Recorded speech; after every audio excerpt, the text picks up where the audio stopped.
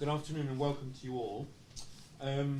Very interesting set of presentations, which I found especially interesting because I had the privilege last year to coordinate 3 case studies of PFM reform over a 10-year period in Burkina Faso, Ghana and Malawi.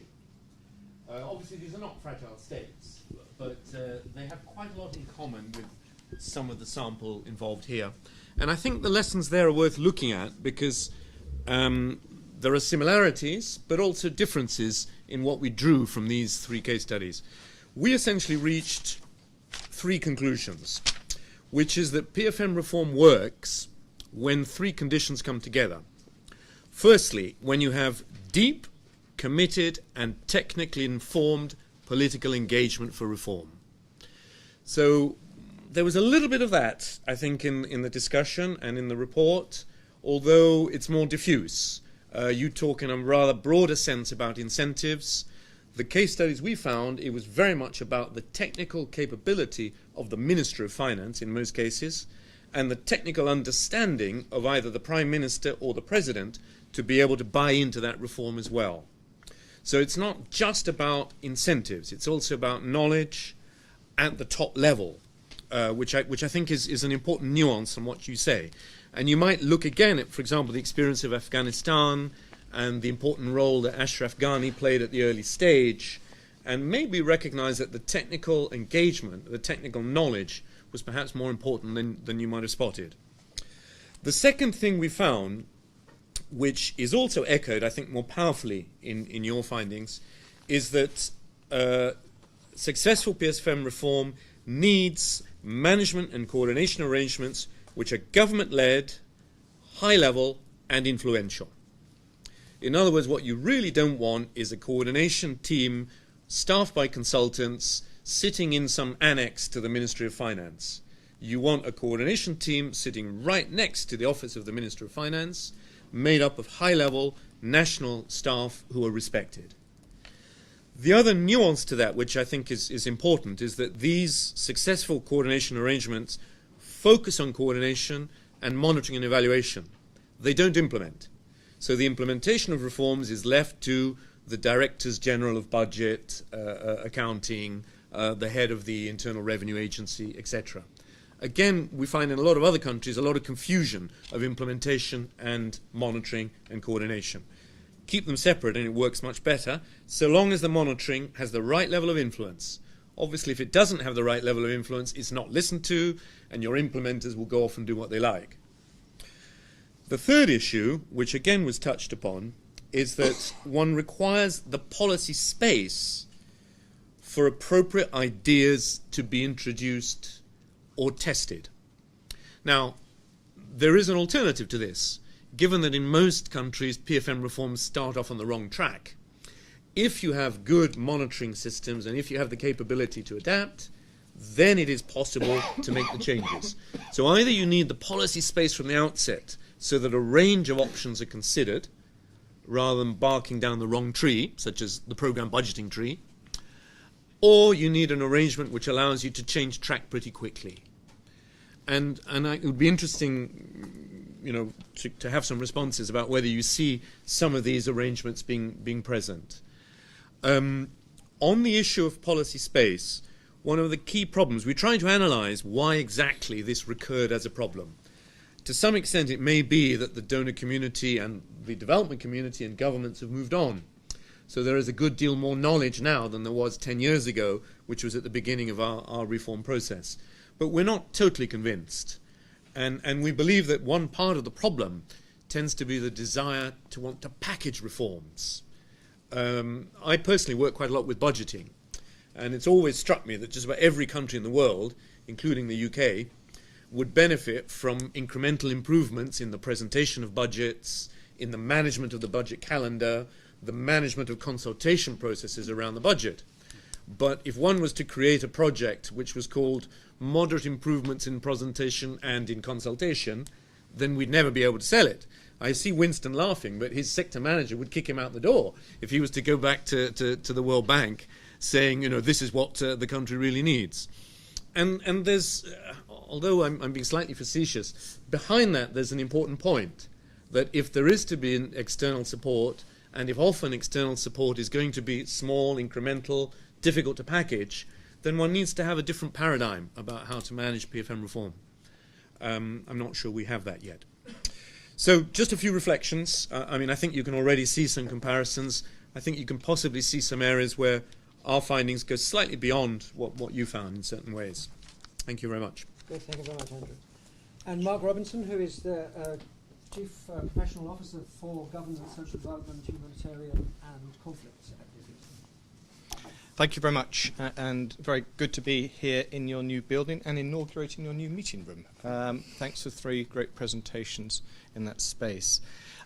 My comments fall under 3 categories. One is implications for governments, secondly for donors, and thirdly for design is what I've termed them. Overall, I think this is a really helpful report with some really interesting, welcome findings. Like David, I do think it pushes out our knowledge in some important directions. I like the way it doesn't assume basic first, it doesn't assume technical templates, and it takes state capacity seriously. I think those are all helpful and useful framing points. Let me begin on implications for governments by making a large contextual point. It's interesting to me that the report quite rightly emphasises political commitment. We heard just now a little bit more elaboration about what does commitment really look like to make reform successful.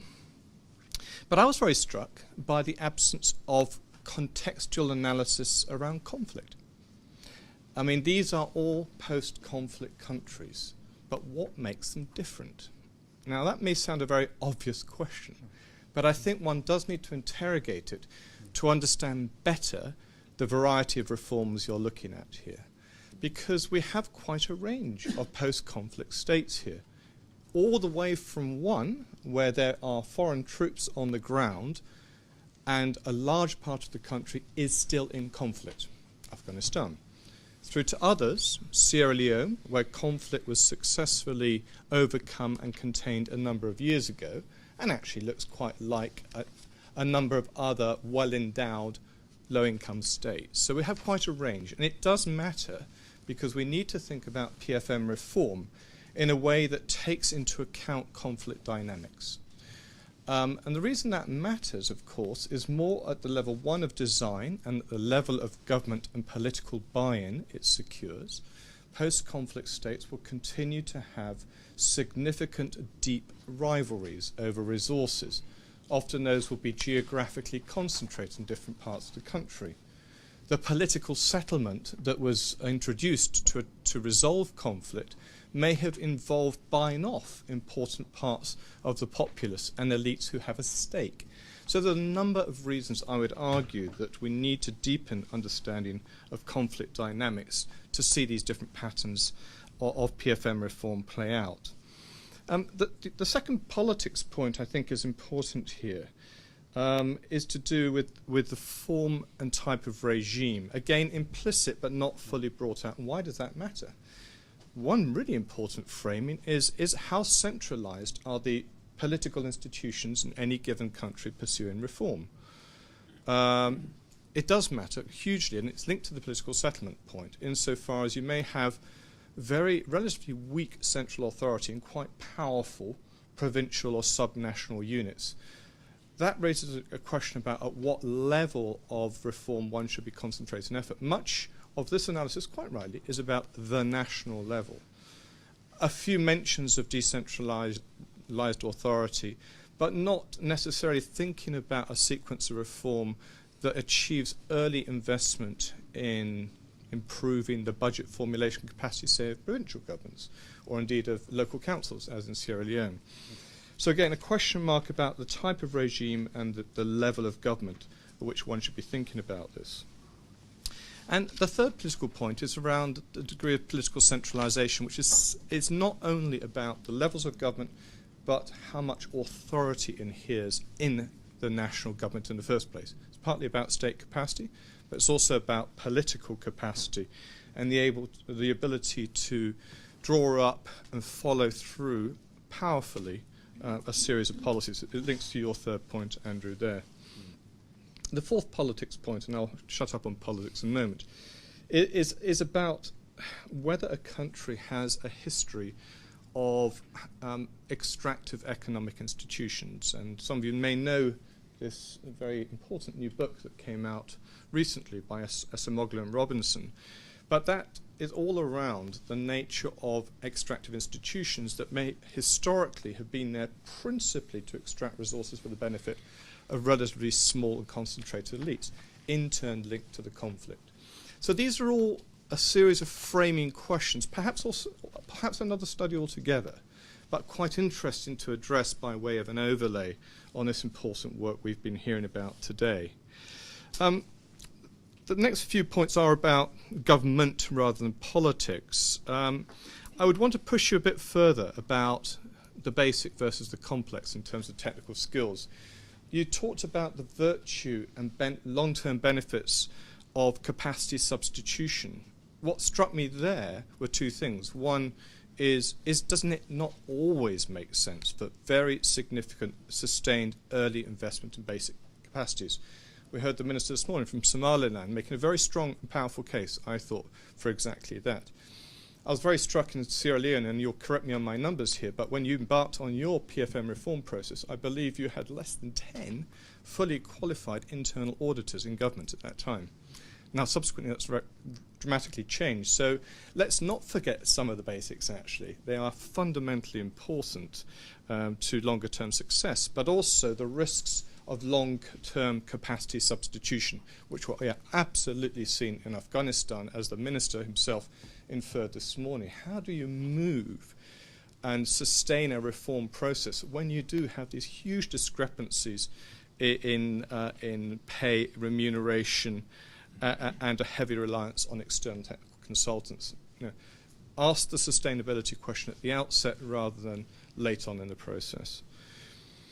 Budget transparency, flagged here, and I like the fact you emphasised the inadequate attention to parliamentary oversight and sovereignty, bringing in the legislator's domain much earlier to improve public and political confidence in the reform process.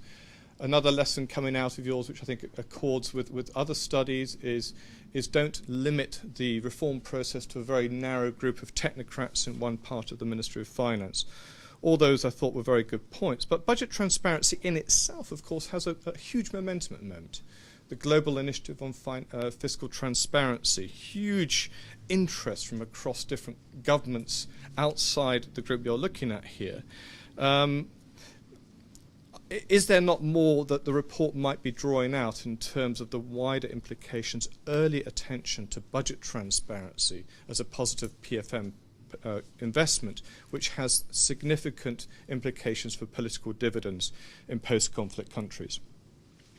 Let me very quickly, David, if I can move on to some donor implications. And I thought many of the findings actually were spot on in this regard. I thought there were others that could be drawn out a bit further and partly informed by the very helpful country presentations this morning. This big emphasis on working with the grain on national systems for PFM reform I thought was very important. That donors ought to have a high risk appetite. Alistair, you brought that out very nicely this morning. I thought we shouldn't lose sight of that. Early investment in political economy analysis at the very outset of donor-funded PFM reforms. A significant and emphatic emphasis on outcomes at the very beginning. I think the report brought that out well. I'll come back to that briefly in a moment. The importance of effective coordination mechanisms amongst donors, and yes, budget support is a critical success factor. I thought many of those were good and sensible findings. Finally, 3 design questions. Clearly, this study could not delve very far into impacts, but nor indeed have many other studies doing so yet. We are crying out for better impact work on PFM reforms. And why haven't we done it to date? Now, it may be simply that we haven't yet got the arsenal of research methods that we need to do this well. It doesn't lend itself easily to some of the control and treatment approaches of RCTs. It could do if it was taken down a layer and we compared subnational governments. That'd be one way to think about doing this. But we need much more systematic before and after studies here, looking at causal chains of impact. It's absolutely imperative, not just for post-conflict states as well. So a big research challenge here, and I would suggest more around operational research and creative mixed methods. Secondly, I was surprised not to hear any reference to public expenditure tracking surveys. Now, it may be that none of the 8 countries employed these at all, but given the fact they have been deployed in a number of places, in fact, Sierra Leone, you did have some very effective experience with PETs, I thought, at a very, very basic level, so to speak, simply scrutinizing purchase orders and receipts in schools and in clinics. I don't know if that continues, but I was very struck by that. Why was there not more emphasis on PETs at building public confidence and political legitimacy? And then the final point is don't forget to do good conflict analysis at the outset of PFM reform. Thanks, David.